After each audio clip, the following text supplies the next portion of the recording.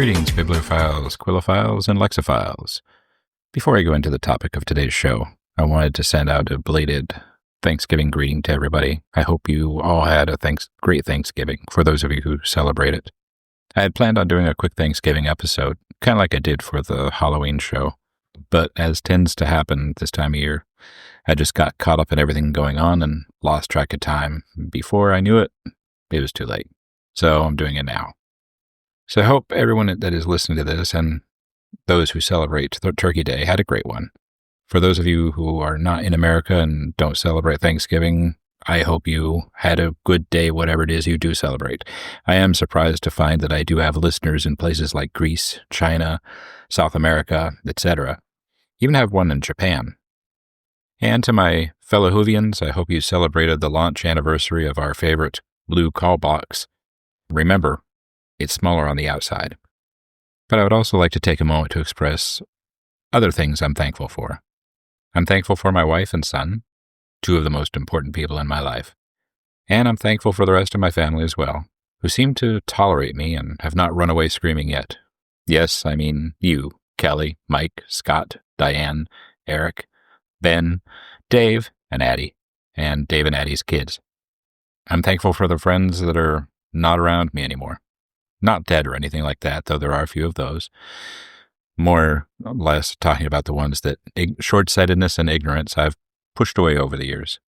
I am thankful for you, and you have made a big role in my life. Finally, but in my opinion most importantly, I'm thankful for my mother, who passed away this last July. This is the woman who pushed me to read and expand my mind through books and reading, and made sure that I always had something to read, whether I wanted to or not. Who pushed me to start a journal, and who was everything a mom could be to me, and in addition, filled the blanks that were left by my father, who was rarely there, who taught me when challenges come along, no matter if they were my own fault or the fault of others, it was my responsibility to push through them and to learn from them. Without her, I would most certainly not be the man I am today. And I thank all of them, and I hope all of them had a wonderful holiday, whatever their respective holiday was. Now, let's get on the show, shall we? Today's topic started kind of with a rabbit hole of sorts. Not literally. Not in a Alice in Wonderland sort of way. But one of those mental spirals where music leads to memory and memory leads to a story and the story leads to a podcast. I was listening to Led Zeppelin, as I often do when I need to clear my mind. Something about that kind of music does it, and nothing quite hits like Kashmir. But as the song faded, I started thinking back about their other tracks and how often they drew inspiration from books and stories. That thought pulled me back decades to a shag-carpeted living room and a pair of rescued headphones that I had found in the trash and cleaned up and rebuilt, and listening to my record collection. One afternoon after school, I dropped the needle on Led Zeppelin II. When Ramble On came through, I heard the line, "'Twas the darkest depths of Mordor." I had heard the song before, and I never really put much to it. But then that one particular day, and don't ask me what day that was, I just remember it was after school, suddenly I sat up and snapped my finger. Mordor, as in Lord of the Rings. That moment was kind of electric to me. I realized that these musicians weren't just riffing. They weren't just playing music. They were weaving literature into their sound. It was like a psychedelic epiphany for me, minus the chemicals and the awkward explanations to my mom later on. I mean, it was the 70s. From then on, I started listening to music the way I read stories, searching for the narrative, the passion, the hidden references. Sometimes a song distills a book's essence with more immediacy than the text itself does. It shares a passion that maybe did not translate in the written word, but does come through in the music, either through the instrumentation or the vocal techniques of the singers or singers. And in the same way I feel about the books I read, I started looking at music and listened with the same thought that music is so much more than the notes, rhythm and lyrics, put together just to sound good, but also to tell a story. And if the creator took the time and effort to tell a story, don't you think that if we like that particular artist, we owe it to them to listen and to take in that story and to understand the story that's being told? Putting it another way, you know how when you read a book, you might get a message out of it. But when somebody else reads the same book and you and them talk, they may have taken a completely different message out of it. I know that's happened to me. So I look at songs that are derived from a story or a book in much the same way. The story is the same, only you are hearing their interpretation of it. And you make your own judgments and take your own story away from it. I do. And since you, whomever you might be, are here with me now, I can only assume that some of you might feel the same way. That's the spirit behind this episode. I'll start with writers, then move on to musicians that transformed their words into soundscapes. And I'm going to start with J.R.R. Tolkien. Few authors have shaped me like Tolkien. The first time I read The Hobbit, it was under duress. My mother insisted that I be well read, complete with weekly reading assignments and tests. At the time, it felt like punishment. I can recall stacks of books in my bedroom that were as menacing to me as doing my taxes is today. Going into my bedroom and picking up a book that I was to read that week or month, if it was longer, and cringing. Then my mom would hand me a sheet of typewritten paper with questions about the book. Some of them were multiple choice. Others were areas where I had to write something, a paragraph or two, about the story. Or she even had me one time write an essay asking me how I felt about a particular story. Oh, good Lord, there was this book called Lad, a Dog. I don't care if I ever see that book ever again. No offense to the publishers or to the author, but I hated that book. But like I said, this felt like punishment, and there were some books I hated, like I just mentioned. Then there were others I tolerated. But the tests, those I abhorred. But looking back, I'm grateful for her having done that to me. Later readings of some of these books, especially the Trilogy of the Rings, became pure joy to me. I've returned to Middle-earth many times since, and each time, it seems like I find something that I missed in the prior readings, much like she used to say when she would read them again and again and again.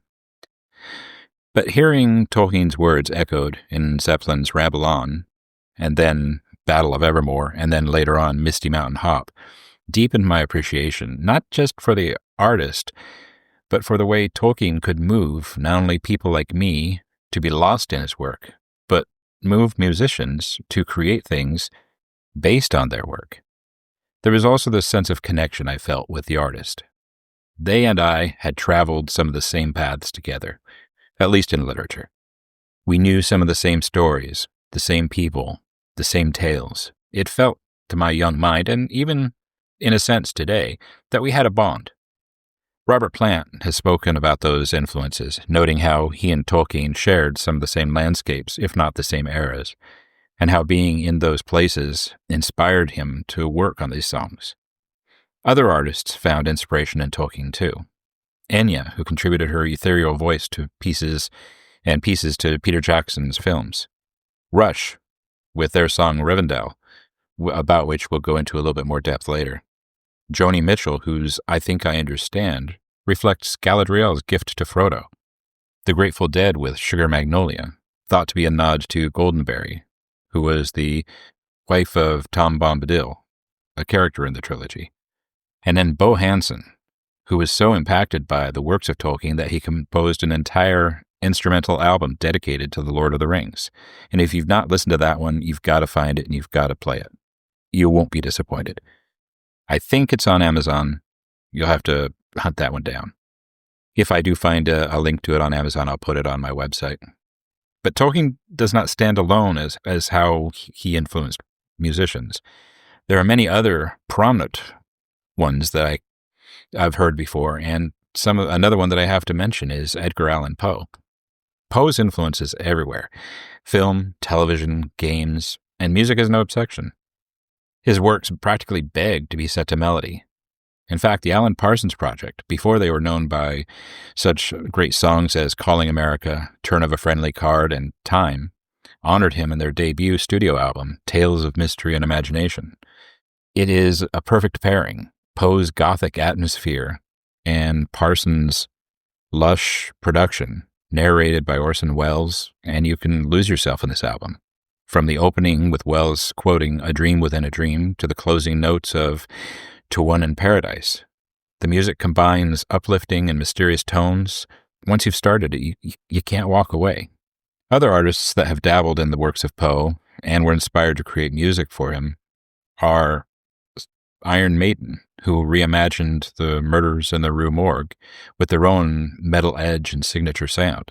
The groups Queen and Lamb of God both tackled the Raven with some success. In discussing Poe here, though, I'm going to try to avoid solely on the Raven. It seems like everyone knows it, and it has become almost ubiquitous, and I don't want to focus on that when there are so many other works of his that deserve acknowledgement. But to suffice it to say, that Poe's rhythm and lyricism in his writings and poems make his work feel like music before it's even scored. When you listen to some of his works, if your mind works like mine does at least, you can hear the music while you read the words, and sometimes later you sort of get surprised when you realize that the music was all in your head. To me, it is almost like his work has a hidden soundtrack that lies in the background of the written word. I mean, think about it. While I nodded, nearly napping. Listen for it. It's there. Read it and absorb it, and you'll hear it. But it wasn't just the lyrical or poetic stories and writers that found their way into songs. Other works, too, found their way to the music sheet. Let's take Johnny Got His Gun, for example. This was a piece of reading in one of my English classes in junior high, an assignment that I seriously think traumatized me to a certain degree as a young age. In the mid-'80s, Metallica took that story and released the song titled One that was inspired by it, and then released a music video that even included pieces from the movie that was based on the book. It was a perfect example of how a book and a song could be put together to tell a story and try to teach people about something as horrific as World War I. So let's stick with Metallica for a minute and talk about another song which they did, which was inspired by the story. Their song, For Whom the Bell Tolls, was based on the story by Ernest Hemingway, which covers the futility and pointlessness of war and the meaningless loss of life of people fighting a war so far from their home for a cause that seemed meaningless to them. Metallica shares that point through their song with the same message and emotional lyrics that Hemingway conveyed in his work. Diving more into the horror genre, in 1984, Metallica also released The Call of Cthulhu. Then, in 1986, The Thing That Should Not Be. Both of these were based on the works of H.P. Lovecraft, who, in my opinion, is one of the early kings of horror and the macabre. The only writer to come close, in my opinion, to matching his works would be Stephen King. And since I mentioned Mr. King, there are even some works that were, in whole or in part, inspired by him. Again, Metallica released the song titled Ride the Lightning, and while no, it is not based on anything King did directly, if you listen to the music and pay close attention to it, you get that King feel. Add to that the words of Anthrax and their song Among the Living, which actually makes reference to the book The Stand.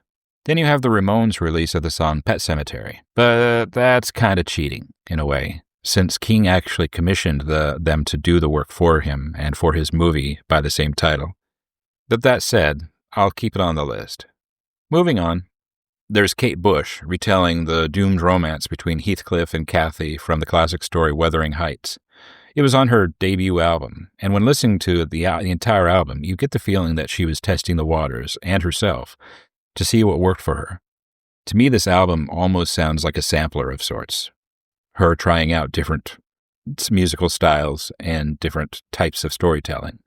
So when you hear the song Wuthering Heights, you get the feeling she's seeing what kind of storyteller she can be through her music. And she doesn't disappoint. And how could I talk about this topic without mentioning another one of my favorites for that genre and that time period when I was growing up? And that's Rush. No, not Limbaugh, the group. They reached out to several sources through their music catalog. In 1975, on their second studio album, they not only paid respect to Tolkien with their song Rivendell, but they also throw in a little Ayn Rand, and I'm probably pronouncing that name wrong, with their song Anthem, as well as almost all of the album titled 2112, which was also inspired by her works. Then they went on to dabble in some mythology with the lead and follow-up songs, By Tor and the Snow Dog. And it's all great. I've listened to all of Rush's stuff, and that's something that I have to have in my catalog, and I think you'll enjoy those too. In their other albums, they also pay respect to Mark Twain and the song Tom Sawyer, and if you have never heard the song Tom Sawyer, and you tell me you like Rush, you're a liar. There's nobody I know that isn't familiar with the song Tom Sawyer. They also paid homage to Samuel Coleridge with their song Xanadu, which was based on the poem Kubla Khan, and yet more mythos again with their songs Cygnus X1 and the Hemispheres off their album Farewell to Kings. And looking through all these titles, you can see how it is, quite literally, like going down a rabbit hole. And see, even with that statement, you see a connection. With Jefferson Airplane and the song White Rabbit, and its connection to Alice Through the Looking Glass by Lewis Carroll. There are just so many of these connections out there that you can find if you really look for them. But I don't think I'm done with this train of thought. I have a feeling that I'm going to be going and making multiple parts of this particular genre or this particular topic. And I think I would like to, however, look for more subtle and maybe nuanced connections that are out there, maybe ones that aren't so obvious. So if you have anything you'd want to add, any ideas, any thoughts, or suggestions that you know of that maybe I might miss, please contact me. Send me a message at my email, and that's samuel@inkcoffeeandregrets.com. And until then, I thank you for joining me today. I hope you enjoyed what I had to talk about. And remember, may your ink wander like hobbits through Middle-earth. May your coffee be curiouser and curiouser down the rabbit hole, and your regrets be few, polyglot, and as deniable as a Burgosian droog's alibi. Thank you, everybody, for listening. Have a great day. Goodbye.